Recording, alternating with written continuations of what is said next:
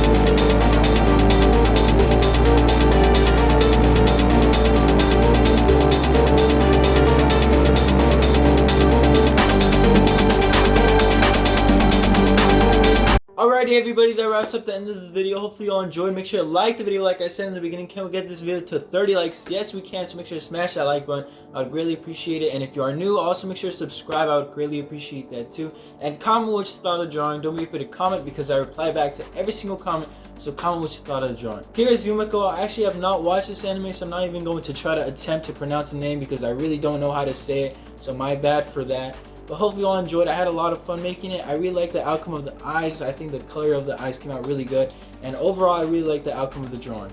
I'm going to be leaving a list of my drawing playlist in the description, so if you want to check it out, check it out. I'm sure you'll find some anime characters that I've drawn before that you may really like. So make sure to check it out. It's going to be in the description. But yeah, everybody, hopefully you all enjoyed. Make sure to stay safe. And until next time, everybody, peace.